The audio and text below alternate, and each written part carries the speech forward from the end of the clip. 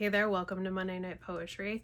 So tonight I want to start a little series I'm going to be doing looking into the romantic poets. I'm not really going to go into the ones you've heard of, which would have been like Keats and Shelley. That would be Percy Shelley, not Mary Shelley.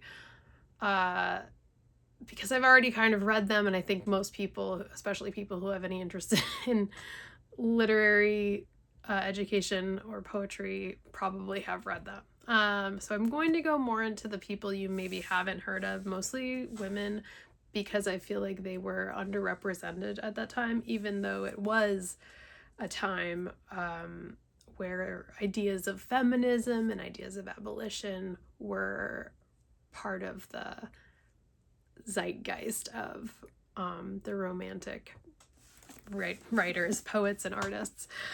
So I'm going to talk about Anna Laetitia Barbauld today. She was born in 1743, died in 1825. She was from Lancashire, England. I hope I pronounced that right. So her history is interesting because she was brought up in a nonconformist community, which was sort of outside of the traditional religious communities that existed at the time, and it allowed for her to really be educated in a pretty unique way from the way other women were being educated or not educated more at that time, and it sort of reflected in her writing, and especially her ideas about feminism in her writing and early childhood or childhood education, because she does become well known for her work as in child education and her writings for children. Her first book of poems debuted in 1773. She was about 30 at that time. Even though she had been writing much earlier, it sort of took her a while to really get published on her own, just because of patriarchy, basically.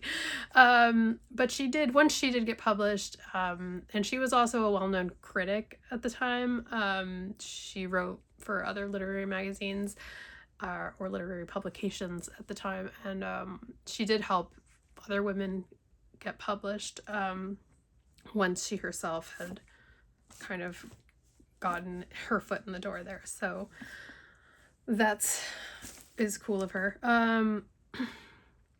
Let's see if there's anything else I needed to say about her. All right, no. Well, so I am going to be reading a couple of poems through. This is a Norton Anthology book. It's kind of like a academic text. I think it has a pretty good overview. It's a little dry in reading, but it is one of my sources for sure. Other sources are the internet and literary essays I found on YouTube. So I will link those or credit those in the notes of the video. Okay, the first poem I want to read by Anna Laetitia Barbauld is just an example of her feminist writing, and this would be kind of early feminism at this time. So this poem is called The Rights of Women. It was written in 1791, so towards her older years. Yes, injured women, rise, assert thy right. Woman, too long degraded, scorned, oppressed, O born to rule in partial laws despite, resume thy native empire o'er the breast. Go forth arrayed in panoply divine, that angel pureness which admits no stain. Go, bid proud man his boasted rule resign, and kiss the golden scepter of thy reign. Go, gird thyself with grace, collect thy store of bright artillery, glancing from afar, soft melting tones, thy thundering cannons roar, blushes and fears thy magazine of war. Thy rights are empire, urge no main or claim. felt not defined, and if debated lost, like sacred mysteries which withheld from fame, shunning discussion, are revered the most. Try all that wit and art suggest to bend, if thy imperial foe, the stubborn knee, make treacherous man thy subject, not thy friend. Thou mayest command, but never canst be free. Awe the licentious and restrain the rude, soften the sullen, clear the cloudy brow, be more than princes' gifts, thy favor swayed. She hazards all who will the least allow. But hope not, courted idol of mankind, on this proud eminence secure to stay. Subduing and subdued, thou soon shalt find thy coldness soften and thy pride give way. Then, abandon each ambitious thought, conquest or rule thy heart shall feebly move, in nature's school by her soft maxims taught, that separate rights are lost in mutual love. And that is The Rights of Women by Anna Laetitia Barbauld.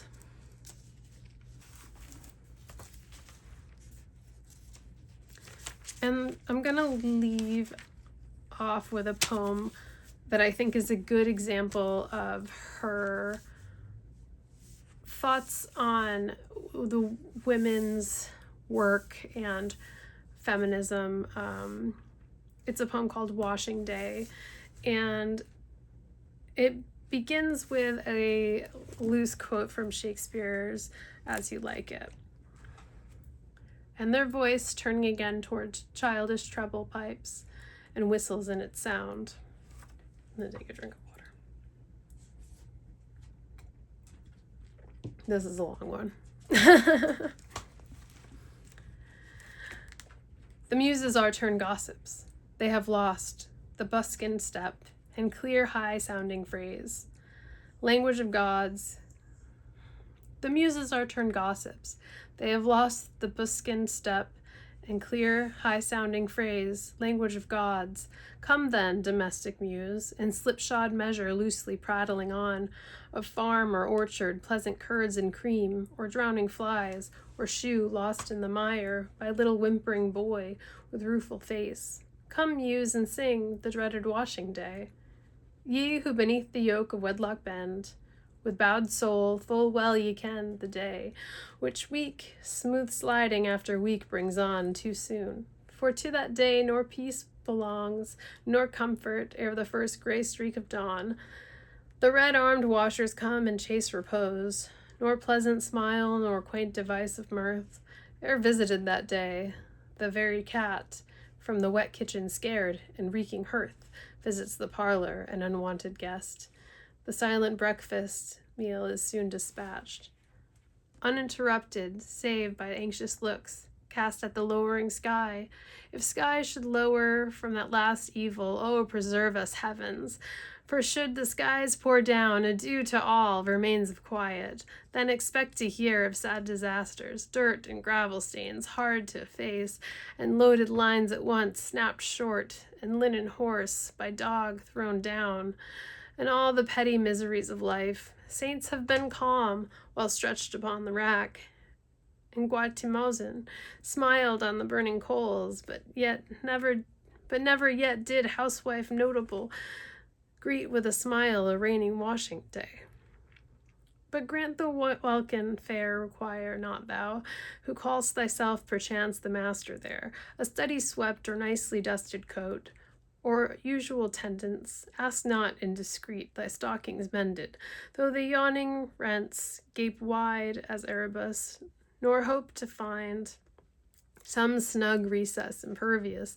Shouldst thou try the customed garden walks, thine eyes shall rue the budding fragrance of thy tender shrubs. Myrtle or rose, all crushed beneath the weight of coarse checkered apron, with impatient hand twitched off when showers impend, or crossing lines shall mar thy musings, as the wet cold sheet flaps thy face abrupt.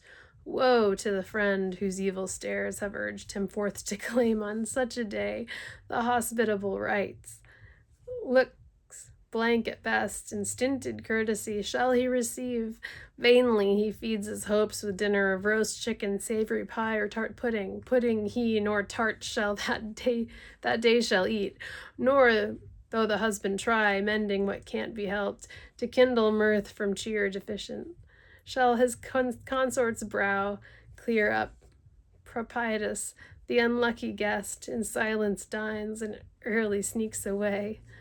Well, I well remember, one child, the awe this day struck into me, for then the maids, I scarce knew why, looked cross and drove me from them, nor soft caress could I obtain, nor hope, usual indulgencies, jellies or creams, relic of costly suppers and set by for me, their petted one, or buttered toast, when butter was forbid, or thrilling tale of ghost or witch or murder, so I went and sheltered me beside the parlor fire.